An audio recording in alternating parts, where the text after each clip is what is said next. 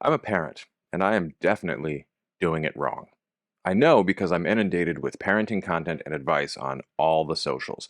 Everything from the nurture revolution to gentle parenting to Jordan Peterson telling me to just lock my child in a room with some raw meat and a copy of the Iliad and wait for the poor kid to hero's journey out of the confines of the room and Western morality. And there's a new trend that's kind of horrifying me, even more than that last one, because of how subtle and insidious it is. But even if you're not a parent, this is going to directly affect you, if it hasn't already, in maybe 10 years. Or in reality, it will indirectly affect you. Directly. I'll explain in a minute.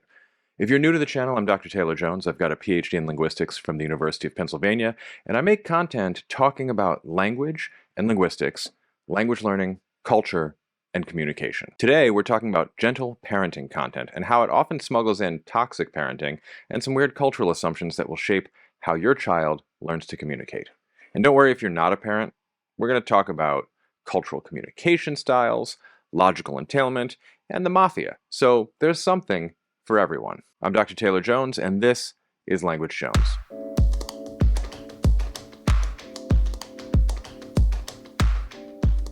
Gentle parenting is a broad term. If you're a parent, the algorithm already knows, and you're served tons of content from influencers showing how they have the calm life and sleep and well-behaved children you want.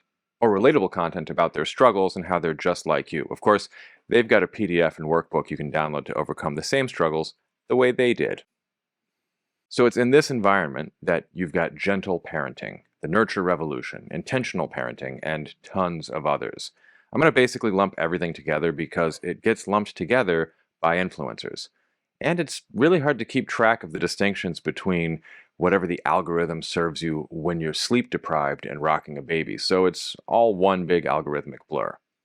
Now, the real idea behind all of these approaches is always some variation of something actually pretty healthy. It all boils down to just recognizing that children aren't little adults. So when they don't behave like well-behaved, rational adults, it's because they're not. And then you try to figure out what their developmental stage or unmet needs are that lead to whatever behavior you're seeing. And then you meet the needs in a way that they understand. You can already tell it's heavy on the therapy talk. Family and friends in my parents' generation have told me that children are clinically insane until they're at least 7 years old, but phrasing it that way doesn't always fly anymore.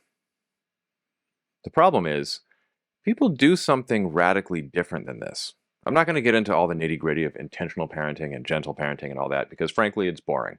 A lot of it is about meeting a need, like wanting a sense of control, and then giving that sense of control while still doing what you need to do. Sort of like, do you want to walk to go brush your teeth, or do you want daddy to carry you? The linguistically astute among you will notice that the brushing of the teeth is presupposed. That is, it's not up for discussion. It's assumed background for what's being discussed. If you watched my video on the subjunctive, you might already be familiar with this concept. But children are not linguistically astute and won't always argue with your presuppositions. They also don't understand negation until they're like 5, but that's a different video for a different day. That's not this video.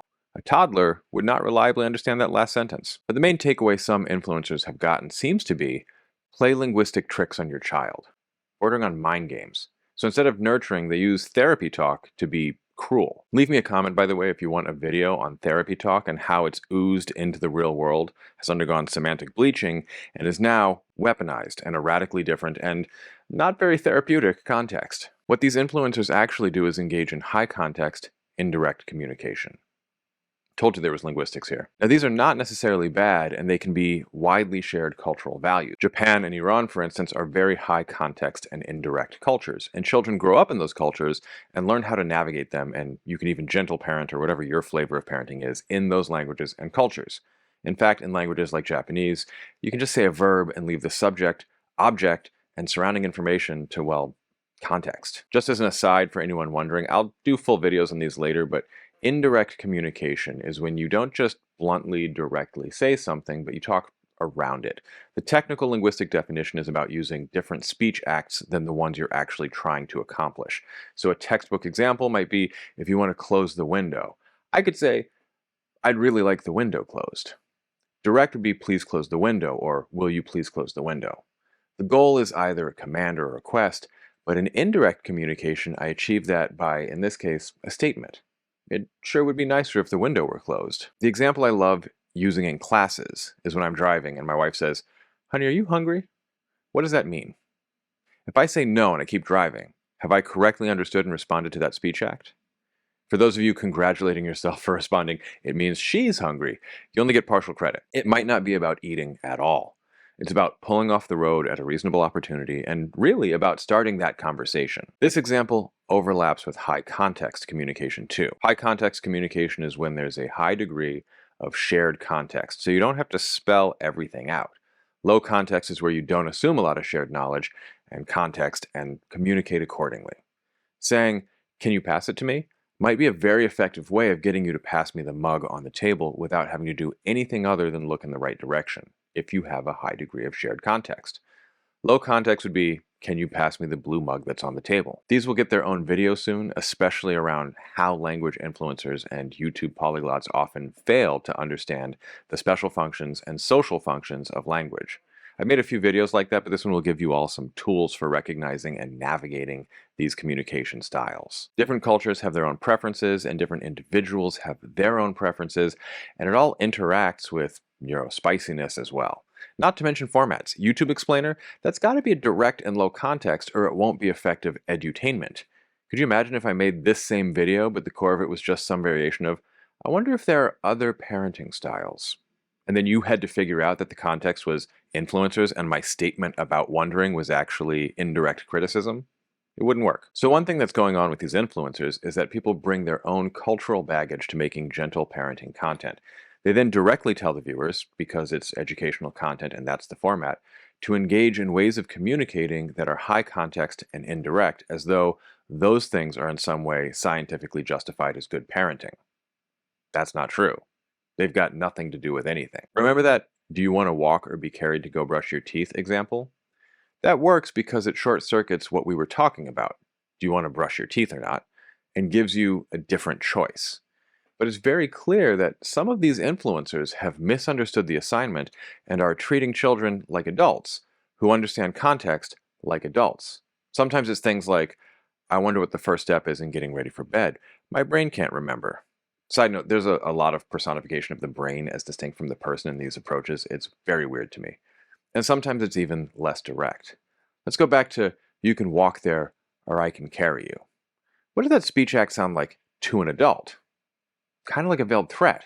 It's repurposing the language of gentle parenting to sell passive aggression and toxic parenting with threats and unpredictable, capricious parenting, while sanctimoniously selling workbooks for you lesser parents. So when you have a gentle parenting influencer tell you to say something like, "Children who put their toys away get to play with them later," so helpful, especially whenever you want to make threats. Okay, so like, say your child is like, "I'm not going to clean up the toys." You could say, "We get to keep our toys. We get to keep our toys in our room when we clean them up, when we take care of our things.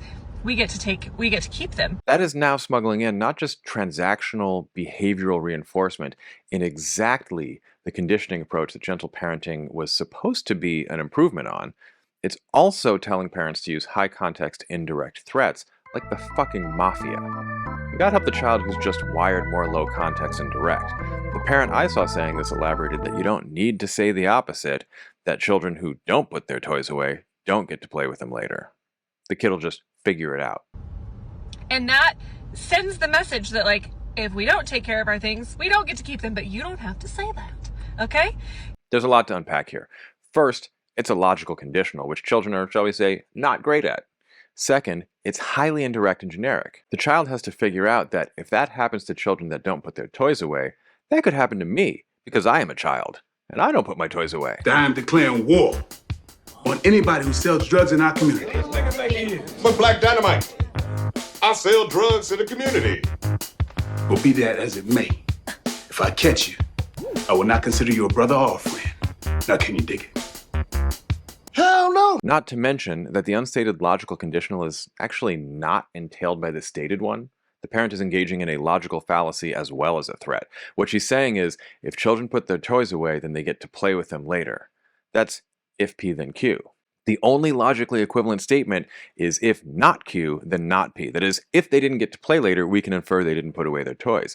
But it does not logically entail if not P, then not Q. That is, if you don't put away your toys, you don't get to play with them later. Leave me a comment with whether you expected modus ponens and denying the antecedent to make an appearance on the channel. And a truth table showing you understood, nerds in my audience. So this is a threat. Do what I want, or else you don't get what you want. And the influencer has misunderstood gentle parenting to mean something like, say your threats indirectly. The healthier parenting approaches, such as I understand them, run a whole range, from asking, how do we clean up? What's the first step? To saying something like, it seems like you feel very attached to this toy right now. What can we do to make you feel more comfortable moving on to brushing your teeth, or whatever the next thing is? What it's not is things like, it sure would be a shame if anything would have happened to Mr. Snuggles.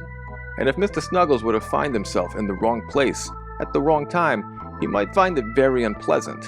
And if he were to find himself at the bottom of a harbor with his feet in concrete because he was in the wrong place and maybe saw something he shouldn't, the good little children of this city may be very sad. I would send them a gift basket with my condolences. Say, aren't you a good little child who happens to live in this city? Just to hammer this home, when you Google toxic parenting, you get things like self-centered, manipulative, controlling, lacking boundaries, inconsistent, unpredictable, harshly critical. Gentle parenting content is often toxic parenting with a veneer of therapy talk or gentle parenting imitation over top of it. The example I used in this video, and there are literally countless others, fits the bill for at least being manipulative, controlling, and likely inconsistent and unpredictable. If you don't recover the indirect and logically not entailed unspoken threat, when your toy gets disappeared, you don't understand why. But you learned a valuable lesson about the parent that will stick with you for the rest of your life and give you a lot to talk about in therapy as an adult. This can play out in some really interesting ways.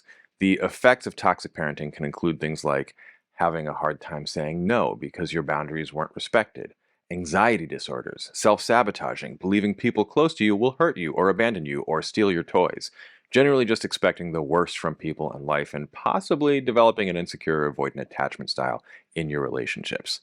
These are not great things. So parents, don't do this to your kids. Unfortunately, this developmentally appropriate, therapy-informed kind of parenting is, it turns out, really hard because you have to figure out what your triggers are and what your needs are and how you're communicating, and only then tailor it to what a child can even understand. And we all make mistakes, so it's about how we respond to those mistakes when we make them. Now, I should add that some of these influencers seem to be preying on unresolved trauma in the adults to just hit them in the amygdala. That's right in the feels for the millennials watching, and use that to subtly coerce parents into buying their workbooks or classes or whatever. That explains whatever the hell this is. Do not scream at me! Okay, that's it. I don't want to hear it. I've told you multiple times and you have not listened to. Don't fall for this nonsense. I'll have a video in the next few weeks about the linguistics and science of how influencers manipulate your brain in an attention economy. So definitely stay tuned for that. And if you like this video, please like and subscribe, and don't forget to leave a comment. Good viewers leave super thanks or support the channel on Patreon at www.patreon.com/languagejones. I'm just playing, but the support is definitely appreciated and it helps keep the lights on. Until next time, happy learning, and don't be hard on yourselves or your kids.